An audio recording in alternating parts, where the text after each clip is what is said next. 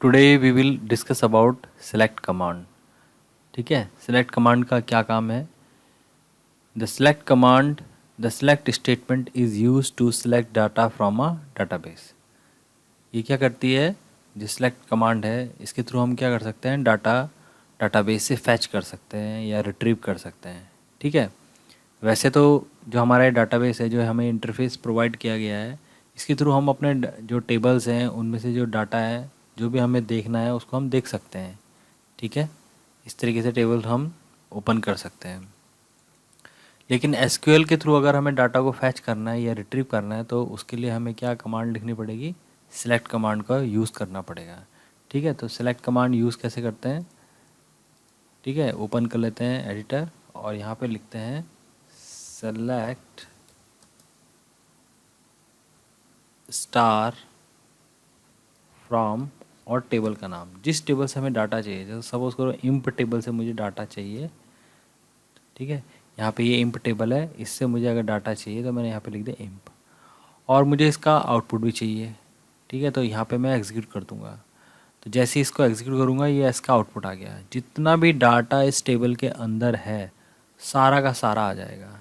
ठीक है, यहाँ पे मैंने स्टार का यूज़ किया है। स्टार का मतलब होता है ऑल कॉलम, जितने कॉलम हैं। ठीक है, टेबल के अंदर जितने कॉलम हैं और उन कॉलम में जितना डाटा है वो सारा का सारा आ जाएगा। ठीक है, ये आईडी आ गया, ये नेम आ गया, ये सैलरी आ गया, ये सिटी आ गया, ये डेट ऑफ ज्वाइनिंग आ गया इनका।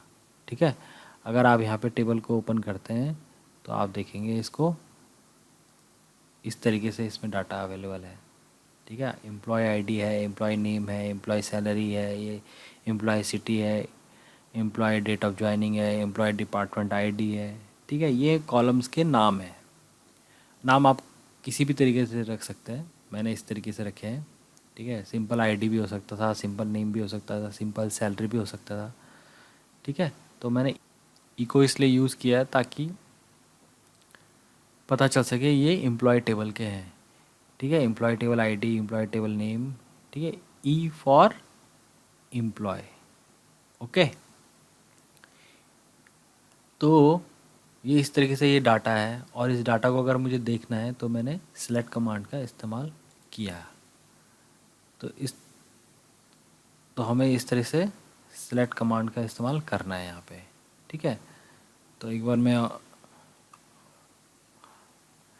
अगर अब हमें सेलेक्ट स्टार करके, तो क्या था कि पूरा का पूरा डाटा जो है हमें शो हो जाता है टेबल का। ठीक है, फ्रॉम इम्प। अगर मैं इसको इस तरीके से लिखता हूँ तो यहाँ इस कमांड से क्या होगा? पूरा का पूरा जितना भी डाटा है पूरा का पूरा शो हो जाएगा मुझे। ठीक है, लेकिन अगर मुझे कोई पर्टिकुलर फील्ड या पर्टिकुलर कॉलम देखना है तो मुझे क्या करना पड़ेगा? स्टार हटा के उसका नाम लिखना पड़ेगा उस कॉलम का। जैसे मुझे चाहिए, मैं देखना चाहता हूँ एम्प्लॉय आईडी को। ठीक है, तो एम्प्लॉय आईडी फील्ड है, उसका नाम लिखूँगा मैं employ ID comma E name. Suppose करो ये दो फील्ड मैं देखना चाहता हूँ, एम्प्लॉय आईडी और एम्प्लॉय नेम। ठीक है, तो इसको, तो ये देखिए पूरी टेबल में से क्या आया? सिर्फ एम्प्लॉय आईडी और एम्प्लॉय नेम आया। ठीक है, तो इस तरीके से आप क्या कर सकते हैं? डाटा को रिट्रीव कर सकते हैं, फैच कर सकते हैं। ठीक है, तो ये यहाँ पे है select star from imp. The following SQL statement select all the columns from the table. ठीक है, इस तरह से जब आप सेलेक्ट कमांड लिखते हैं तो सारे के सारे कॉलम्स में जितना डाटा होता है सब का सब आपको शो हो जाता है। ठीक है, अगर आपको पर्टिकुलर कोई कॉलम चाहिए तो आप इस तरीके से लिखेंगे सेलेक्ट उस कॉलम का नाम। ठीक है, तो एम्प्लॉय आईडी चाहिए मुझे, एम्प्लॉय नेम चाहिए, या एम्प्लॉय डेट ऑफ ज्वाइनिंग चाहिए, किस टेबल से चाहिए? एम्प्लॉय टेबल से चाहिए, तो मैं उसको इस तरीके से लिखूँगा। ठीक है, जितने फील्ड चाहिए उनके नाम आप अलग अलग लिख सकते हैं। The following SQL statement select particular column from the table. किसी भी पर्टिकुलर कॉलम को आप सेलेक्ट कर सकते हैं टेबल से। ठीक है, तो इसको भी अगर आप रन करके देखते हैं तो आप इस तरह से कुछ रिजल्ट आएगा। ई नेम है, यहाँ पे मैं चाहता हूँ कि डेट ऑफ ज्वाइनिंग भी दिखे, ई डी ओ जे, तो आप इस तरह से इसको चेंज कर सकते हैं। ठीक है, और एग्जीक्यूट करेंगे तो ये डेट ऑफ ज्वाइनिंग भी आ रहा है, ठीक है ना, आउटपुट में। ठीक है, तो इस तरीके से आप सेलेक्ट कमांड को इस्तेमाल कर सकते हैं अपने डाटाबेस से डाटा निकालने के लिए। डाटाबेस में बहुत सारी टेबल्स हैं, तो किसी भी टेबल से आप डाटा निकाल सकते हैं, फैच कर सकते हैं। ठीक है, क्योंकि आपके डाटाबेस में बहुत सारी टेबल्स हैं और उन टेबल्स में बहुत सारा डाटा स्टोर है। ठीक है, तो पर्टिकुलर डाटा निकालना है आपको, तो आप जो है सेलेक्ट कमांड को इस्तेमाल कर सकते हैं। ठीक है, नेक्स्ट है हमारा वेयर क्लॉज। ठीक है, वेयर क्लॉज का क्या काम है? Where clause is use to filter records. It is use to extract only those records that fulfil a specific condition. ठीक है, फिल्टरिंग का काम करता है वेयर क्लॉज। ठीक है, अभी क्या करा आपने, जब select ID E name date of joining जब आपने निकाला तो टेबल में से सबकी आईडी, सबका नेम और सबका डेट ऑफ ज्वाइनिंग आपको हमको दिख गया। ठीक है, लेकिन अगर हम फिल्टर करना चाहते हैं, हम चाहते हैं कि किसी पर्टिकुलर पर्सन का दिखे हमें, या कोई ऐसे व्यक्ति का दिखे जो पर्टिकुलर कंडीशन को फुलफ़िल करता हो, जैसे कि किसी का जिसका नाम राम हो, सिर्फ उसी का डाटा हमें दिखे, या जिसका सिटी जो है दिल्ली हो, उन्हीं का डाटा दिखे हमें। ठीक है, या जिसकी डेट ऑफ ज्वाइनिंग जो है 2016 के बाद की हो, उन्हीं का डाटा दिखे हमें। तो उसके लिए हमें क्या लगाना पड़ेगा? वेयर क्लॉज लगाना पड़ेगा। ठीक है, तो वेयर क्लॉज क्या काम करता है? फिल्टर का काम करता है।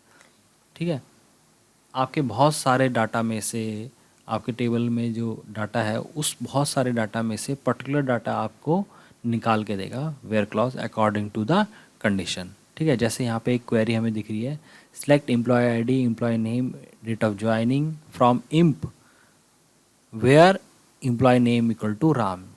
जिस एम्प्लॉय का नाम राम है सिर्फ उसी की इन्फॉर्मेशन दे हमें, उसी की एम्प्लॉय आईडी दे हमें। ठीक है, उसी का नाम भी दिखा दे हमें, या और उसी की डेट ऑफ ज्वाइनिंग भी दिखा दे हमें। ठीक है, जो फील्ड हमें चाहिए वो फील्ड हम यहाँ पे लिख देंगे, जो नहीं चाहिए उसको हटा सकते हैं। ठीक है, तो इस क्वेरी को रन करके देख लेते हैं एक बार।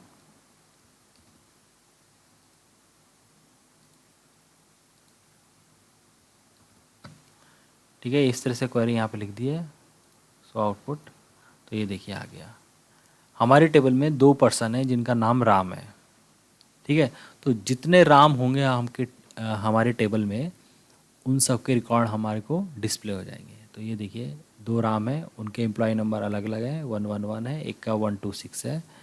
ठीक है, दोनों की डेट ऑफ ज्वाइनिंग भी अलग अलग है। अगर हम चाहते हैं कि भाई इनकी सैलरी भी हमें दिख जाए, तो यहाँ पे हम क्या लिखते हैं?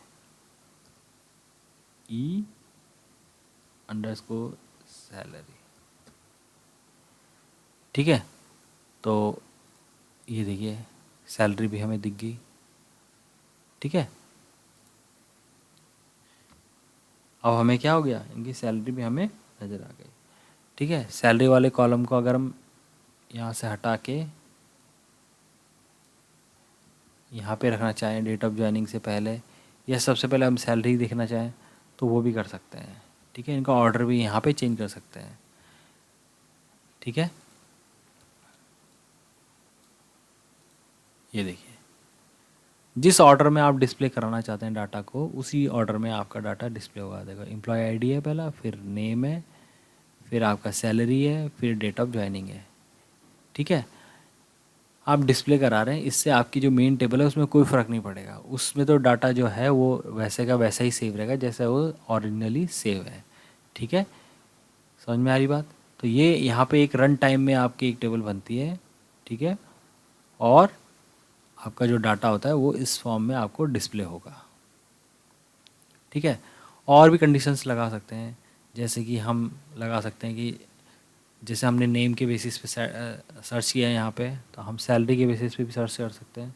सैलरी, ठीक है, जिसकी सैलरी जो है 50,000 हो।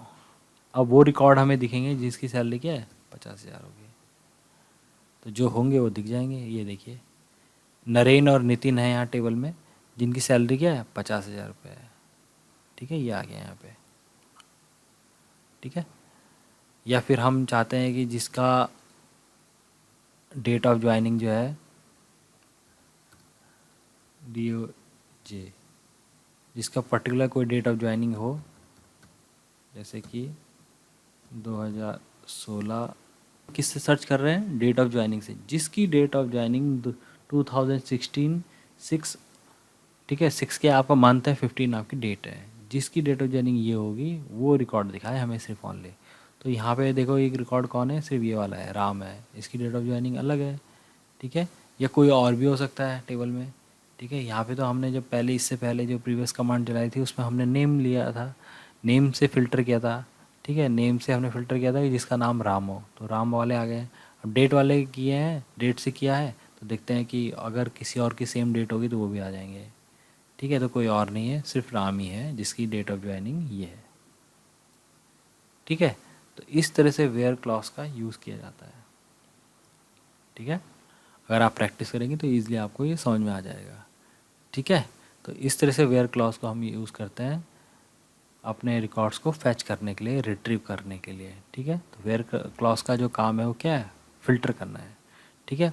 उसके बाद क्या है, वेयर क्लॉज से हम रिलेशनल ऑपरेटर्स को भी यूज़ कर सकते हैं। जैसे कि सपोज़ करो हमें सैलरी, जैसे यहाँ पे तो इक्वल टू का साइन है, अगर हमें सैलरी में लगाना होता है कि जिसकी सैलरी कम हो या ज़्यादा हो, जैसे हमने कहा कि सैलरी ग्रेटर दैन, ठीक है, ग्रेटर दैन 40,000, वो लोग हमें दिखें, उनका रिकॉर्ड हमें दिखे जिनकी सैलरी क्या है 40,000 से ज़्यादा हो, तो हम क्या करेंगे, इसको रन कर देंगे। तो ये देखो 40,000 से ज़्यादा 45,000 है, लोकेश की, नरेन की 50,000 है, नितिन 50,000 है, आराध्या 45,000 है। तो ये आ गया ना यहाँ पे इस तरीके से, ठीक है। या अगर हम यहाँ पे कर देते हैं लेस देन, तो लेस देन कर देते हैं तो 40,000 से कम कौन है, ये है राम है, राकेश है, विक्रांत है, ठीक है। अगर हम करते हैं कि लेस देन इक्वल टू, मतलब 40,000 के बराबर हो या उससे कम हो, तो ये आ गया, राम भी आ गया देखो इसमें, ठीक है। राम की क्या 40,000 है, बाकी 30,000, 20,000 और ये विक्रांत की भी 30,000 है। तो इस तरीके से भी हम इसमें रिलेशनल ऑपरेटर्स का इस्तेमाल कर सकते हैं, ठीक है। और यहाँ पे field according to the requirement हम लगा घटा सकते हैं, बढ़ा सकते हैं, जो भी हमें ज़रूरत है। अगर हमें सपोज़ करो हमें आईडी नहीं देखनी है तो आईडी हटा दो, ठीक है। अब इसको रन करो तो ये आईडी नहीं दिखेगी, अब हमें सिर्फ नेम दिखेंगे। नेम दिखा, हमें जो फील्ड यहाँ पे हमने लिखा होगा वही हमें दिखेंगे। जैसे ई नेम है, ये तो नेम दिख रहा है, सैलरी है तो सैलरी दिख रही है, डेट ऑफ ज्वाइनिंग है तो डेट ऑफ ज्वाइनिंग दिख रही है, ठीक है। कौन सी टेबल से दिख रहा है, एम्प्लॉय टेबल से दिख रहा है। और फिल्टर किसके बेसिस पे हो रहा है, सैलरी के बेसिस पे हो रहा है। जिसकी सैलरी 40,000 से कम है या उसके बराबर है, सिर्फ वही रिकॉर्ड हमें दिखें टेबल से, ठीक है। तो वो हमें दिख रहे हैं, ठीक है। तो इस तरीके से वेयर क्लॉज को हम इस्तेमाल करते हैं, ओके।